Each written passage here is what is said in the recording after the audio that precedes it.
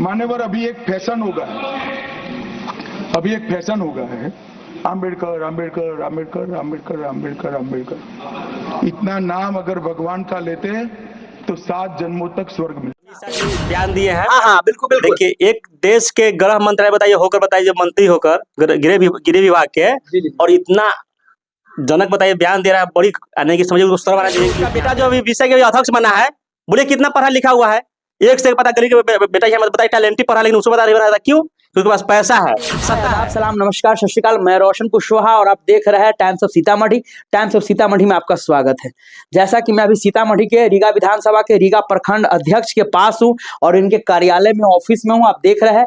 और अभी जो देश में चल रहा है राजनीति, आप देख ही रहे हैं कैसे अभी शीतकालीन सत्र चल रहा है और उसी के दौरान संविधान पे चर्चा हो रहा है। और संविधान पे चर्चा के समय कैसे अमित शाह का जो बयान आता है, जो हिंदुस्तान के गृह मंत्री है अभी वर्तमान में, उनका बयान आता है कि अंबेडकर अंबेडकर अंबेडकर अंबेडकर। अरे यार, इतना देर तुम भगवान का नाम लोगे तो 7 जन्मों तक तुमको स्वर्ग मिलेगा। तो आज इसी पे हम चर्चा करेंगे। AIMM के जो रीगा प्रखंड के प्रखंड अध्यक्ष है मिक्की कुशवाहा जी, उनसे हम इस पे चर्चा करेंगे। मिक्की कुशवाहा जी, हमारे चैनल में आपका स्वागत है। कैसे हैं? बहुत स्वागत है। और कैसे हैं आप? पहले हम तो अच्छे बहुत है। ठीक है। जो भी आपको माध्यम से, आपको चैनल के माध्यम से दे रहा हूँ, सबको प्रणाम हाथ जोड़कर। क्या बात, एकदम छा रहे हैं आप तो। देखिए, छाने का बात है कि आप आए हैं। जी जी जी। और हम कल देखे थे जो अमित शाह जी बयान दिए हैं। हाँ हाँ बिल्कुल बिल्कुल। देखिए, एक देश के गृह मंत्रालय बताइए जो मंत्री होकर गृह विभाग के, और इतना जनक बताइए बयान दे रहा है, बड़ी यानी कि समझिए उसको बना चाहिए। कि यहाँ पे पहला बात यह है कि ये जो अमित शाह जो बयान दिया है जी, कि अंबेडकर के 100 बार नाम ले रहे हैं जी जी, और भगवान के लेते आप जाते स्वर्ग में। जी जी जी हाँ। आप लोग पूछिए मीडिया वाले कि स्वर्ग अभी जिंदा में कि मरने के बाद है, प्रूफ करे कि स्वर्ग जिंदा में कि मरने के बाद है।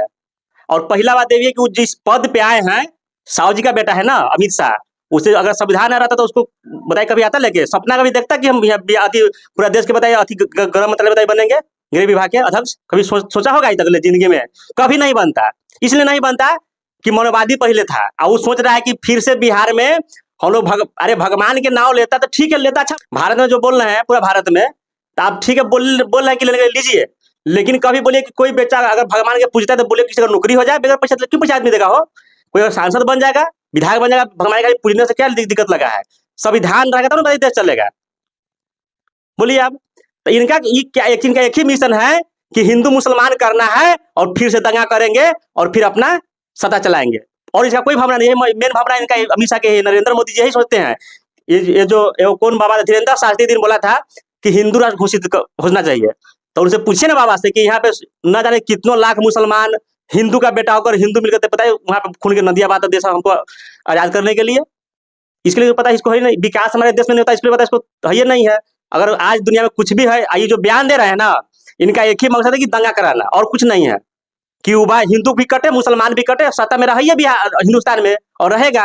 अभी संविधान के देन है कि उनका बताइए पोस्ट बताइए मिला हुआ है, न तो उनका बच्चा भी नहीं है। जो उसका बेटा जो अभी विषय के अध्यक्ष बना है, बोले कितना पढ़ा लिखा हुआ है, एक से पता गली के बेटा ही बताइए टैलेंट पढ़ा, लेकिन उसको बता नहीं रहा था। क्यों? क्योंकि पास पैसा है, सत्ता है। और पहला बात कि हमारे दलित के नेता जो है उनका पता गुलाम बना हुआ है। बीजेपी पार्टी के हमारे दलित के सबको डरा भी शास्त्री कि हमको ईडी को डलवा देगा, CBI डलवा देगा। क्या बात है, बड़ी सवाल है भाई साहब। चिराग पासवान जी, मांझी जी, क्या डरे हुए हैं? हाँ, जो आपके मुंह में दही जम गई है, बताइए। आज संविधान का ही देन है जो आप कहीं ना कहीं उस पद पे है, और आपको दही जम गया जब अम्बेडकर साहब के बारे में। मोदी जी के हनुमान है भाई, हनुमान है तो आपको तब सोचते हैं कि बीजेपी वाला आपको चेहरा आगे करे कि बिहार का CM होगा। क्यों नहीं देता है? एक बात सुन लीजिए, जब जिसका बाप नहीं CM बना उसका बेटा भी कभी CM नहीं बनेगा। संविधान पे जो कहीं ना कहीं चिराग पासवान जी देखते हैं नून मिर्चाई तेल लगवाने की कोशिश कर रहे हैं, प्लस जीतन मांझी तो कुछ बोल ही नहीं। देखिए चिराग क्या उनकी क्या मतलब मजबूरी है, जो बताइए। मजबूरी आज बाबा साहब का देन ही है जो चिराग पासवान चाहे जीतन मांझी आज उस पद पे है। अगर बाबा साहब का देन ना होता तो क्या आपको लगता है कि वो होते? कभी बनवे नहीं करता जिंदगी में, सब वैसे रहता है। क्या बोले आपको कि बीजेपी के गुलाम है, उनसे डर रहा है कि हम ऐसे हटेंगे तो हमको यहाँ से बिहार से पतन कर देगा, समझे ना।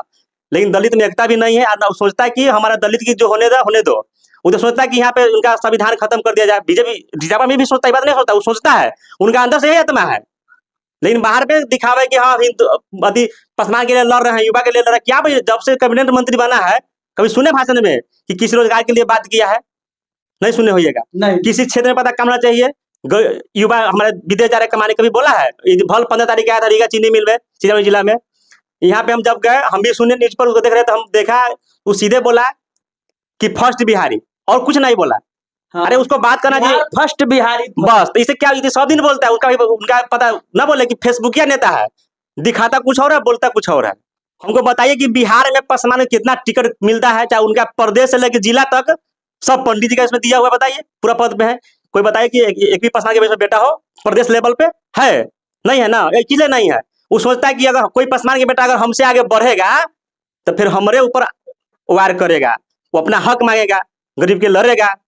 अच्छा, तो कहीं ना कहीं लगता है कि मनुवादी सोच, आरएसएस सोच जो अमित शाह ने बयान दिया है वो दिख रहा है। से एक चीज और है सवाल कि जैसा अभी अमित शाह ने बयान दिया है, उस बयान को लेकर सारे विपक्षी अभी एक जगह दिख रहे हैं। फिर चुनाव के समय आपको क्यों नहीं रखता है अपने साथ? देखिए, चुनाव के समय न रहने का इन लोग का रीजन है। हम तो जैसे बोले कि आज इस तरह विपक्ष में खड़ा है, उस तरह चुनाव में आप लोग साथ खड़ा हो ना, देखिए इनको कैसे पटका मारता है। बाबा साहब के अपमान कर रहे हैं ना, इनको तो इस्तीफा देना चाहिए पद से। इस भारत में इनका पद पे रहना उचित नहीं है, क्योंकि जो व्यक्ति अपने आप में पढ़ लिख के बताइए, इतना संविधान लिख दिया, आपको बताइए किसी बताइए दिन बताया लिख देगा दोबारा संविधान? आपका भी बेटा है, बोलिए पर संविधान लिख देगा, क्यों नहीं लिखता है? आप ही पूरा देश के बताइए, राज्य अधिपति चला रहे हैं, लगे पूरा भारत चला रहे हैं, गृह वित्त मंत्री है, विभाग के अध्यक्ष है, उसको बोलिए। हम तो बोलते रहे हमेशा कि आपका बेटा में अगर दम है बाजू में, तो बोले कि उतना बड़ा इतिहास लिख देगा हमारे भारत में, लिख सकता है। इनका चिरचिरी से रहा है कि अब भीम आर्मी जो है, हमारे बाबा साहब का जो नाम चल रहा है, इनका सत्ता जाने वाला है। अपना इनका सोचता है कि मेरा पार्टी विलय हो जाएगा, इनको नाम लाइट में आ गया है। अब पढ़ा लिखा आदमी भाई करेबे करेगा, जानबे करेगा, उसको बारे में पढ़ेगा कि हमारा पहले पूर्वज क्या था, पहले क्या होता था, मनवादी क्या था, सब पढ़ेगा ना जी। तो सब देख रहे हैं आक्रोश, जो मतलब देख, जो भी नेता सुन रहा है विपक्ष के, सब में आक्रोश है। और खासकर जो बाबा साहब के चाहने वाले हैं उनमें तो और खासकर आक्रोश है कि वाकई में आज हमें जो ये माइक उठाने का, हमें बोलने का, अगर हमें बात करने का या किसी के यहाँ जाने का अगर आज़ादी मिली है, तो ये कहीं ना कहीं बाबा साहब की देन है। और उसी बाबा साहब पे आज देख रहे हैं कि किस तरह भी हिंदुस्तान के गृह मंत्री आवाज उठा रहे हैं, भैया ये लोकतंत्र है, हमारी मर्जी है, हम 75 बार नाम ले बाबा साहब का या सारी दिन सारा रात ले, आखिर कहीं ना कहीं अमित शाह जी को तकलीफ क्यों हो रहा है? क्यों? ये साफ साफ दर्शाता है कहीं ना कहीं बीजेपी या एनडीए गठबंधन हो, जो भी एनडीए गठबंधन को अपने आप के हनुमान कहते हो, जो भी कहते हो, आज अगर गृह मंत्री अमित शाह जी ने ऐसा बयान दिया है तो उनसे पूछना चाहिए ना कि आप ही आखिर सर, आप गृह मंत्री है इंडिया के, आप क्यों इस तरह के बयान दिए हैं? ना मोदी जी की 400 पार लाएंगे ना, लेकिन विपक्ष उसमें भी एक हुआ था, कुछ ना कुछ हम भी लोग वोट किए थे, हम भी लोग घूमे कि 400 पार नहीं 200 भी पार होना मुश्किल हो गया था, देख रहे थे आप। अगर 400 पार आता तो समझिए कि इतिहास पलट देता भारत में हमारी, मतलब संविधान खत्म पूरा करने के इन लोग का प्लान पहले से बन चुका है, आज से थोड़ी बना है, पहले से प्लान बना चुका अमित शाह जी, मोदी जी कि 400 पार आएगा तो समझिए कि इतिहास चेंज कर देंगे, संविधान चेंज, हर चीज चेंज कर देगा जी। तो कहीं ना कहीं अमित शाह जी का जो ये बयान है 400 पार नहीं आया, उसी की बौखलाहट में, इसी के बौखलाहट सोचता है कि हमारा यहाँ से हमको पतन बिहार से, कांग्रेस का मेरा भी पतन बिहार से कर देगा, है ना, इनका डर ये बन चुका है। हमारे कुछ युवा लोग हमारे जो अभी एमएलए है, एमपी है, तो आपके बिहार के नेता तो समर्थन दिया, अभी वो हाथ हटा ले तो अभी केंद्र में सरकार गिर जाएगी। नीतीश चाचा के पलटना बहुत जरूरी है, इंडिया गठबंधन आएंगे तब वही जाके फिर ये संभव होगा।